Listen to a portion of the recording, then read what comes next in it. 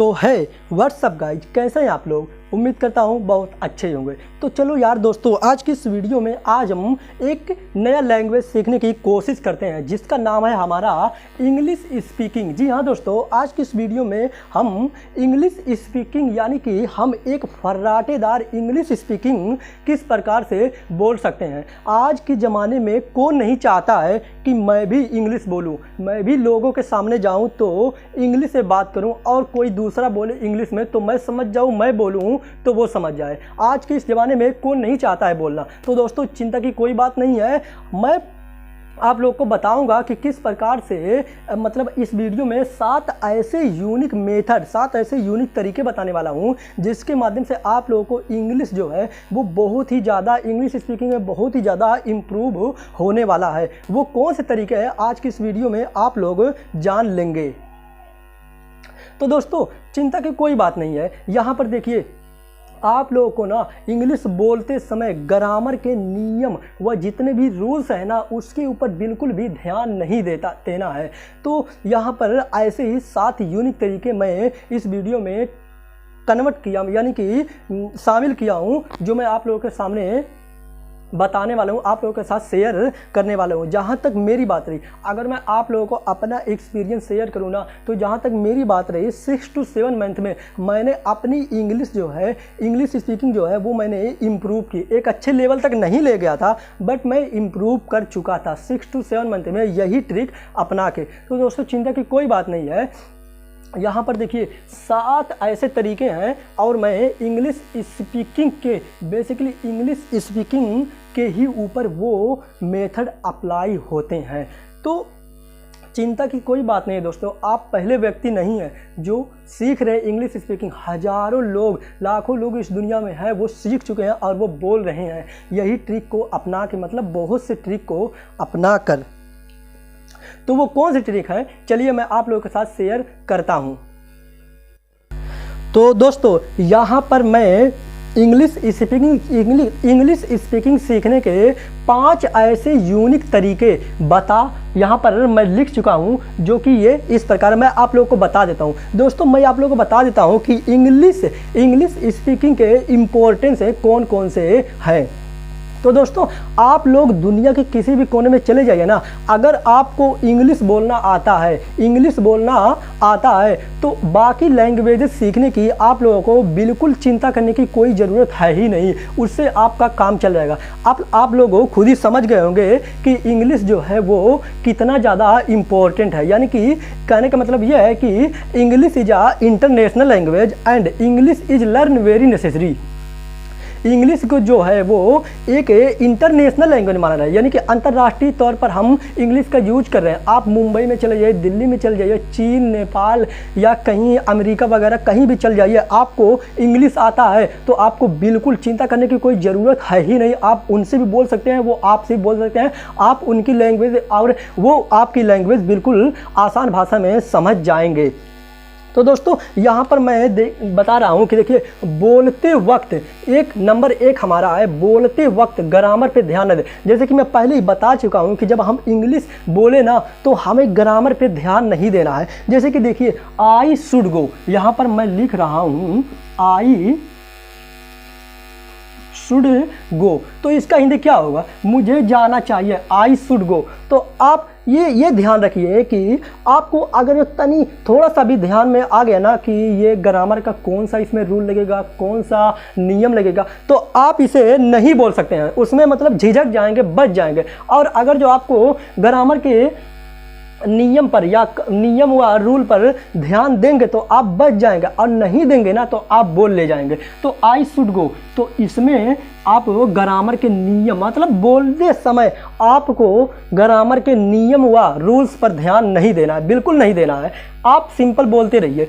तो group discussion करें, यानी कि ग्रुप डिस्कशन करें, यानी कि 5-6 लोग ऐसे बना लीजिए गोल, यानी कि आपने दोस्तों के साथ कहीं ग्रुप में जा रहे हैं या मैच खेल रहे हैं या कहीं भी जा रहे हैं, तो आप वहाँ पर भी इंग्लिश वर्ड व इंग्लिश सेंटेंस का ही यूज करें। इससे होता क्या है कि मतलब देखिए, लोग जिस माहौल में रहते हैं ना उसी माहौल में वो ढलते चले जाते हैं। अगर आप एक मतलब बेवड़े के साथ रह रहे हैं ना, तो आप भी धीरे धीरे मतलब लत लग जाएगी। एक हफ्ते में नहीं पी रहे हैं तो अगले हफ्ते आप भी दारू पीने लगेंगे। तो ये होता है, माहौल का असर ना हम पर पूरा पूरा पड़ता है। तो आप अगर जो ग्रुप को इंग्लिश स्पीकिंग जो है वो ग्रुप डिस्कशन करते हैं ना, तो देखिए एक हफ्ते बुरा लगेगा, 2 हफ्ते बुरा लगेगा, बट कब तक बुरा लगेगा यार, हम भी तो अकड़ हैं, हम भी तो अड़े हुए हैं सीखने के लिए। तो ये होता है कि ग्रुप डिस्कशन करें, आपको आदत पड़ जाएगी। रोज इंग्लिश के अखबार पढ़े, यानी कि आप कहीं भी चौराहे पे जाइए, कहीं भी जाइए, या मोबाइल में ही आप ऐसे खोलिए इंग्लिश के अखबार पढ़े। इससे भी मतलब माहौल का असर पड़ेगा कि मतलब आपको देखिए, आप हमारी क्या मातृभाषा क्या है, हिंदी है, हमारी मातृभाषा हिंदी है ना। तो अगर जो आपको कोई चीज़ हिंदी में पढ़ने के लिए दे दिया जाए तो आप फर पढ़ते चले जाएं कि उसमें कहीं भी झिझक नहीं होगी।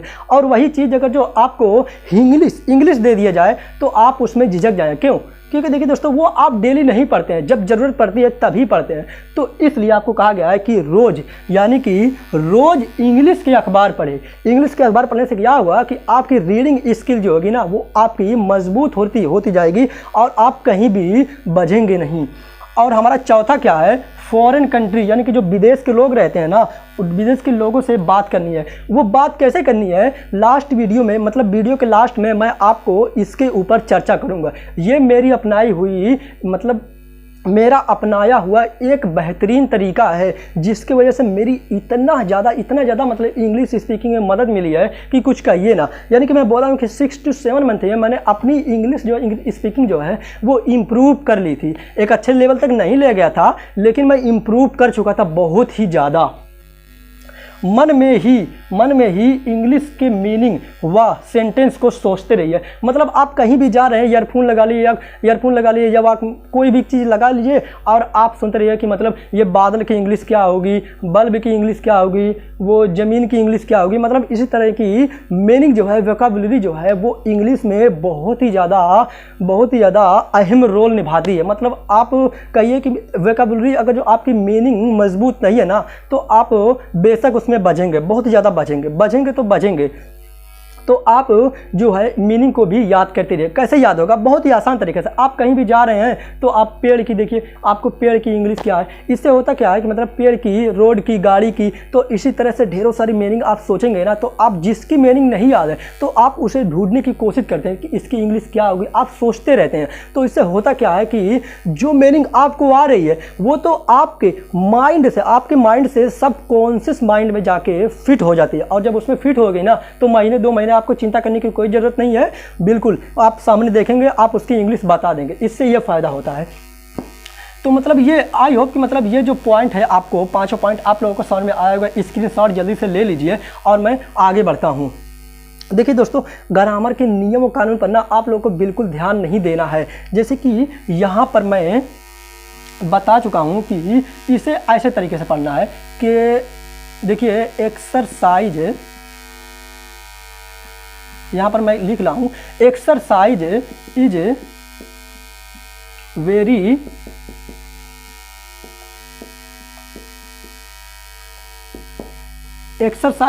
इंपॉर्टेंट। यानी कि एक्सरसाइज क्या है, एक्सरसाइज आप लिखे और इज लगा दिए, वेरी इंपॉर्टेंट।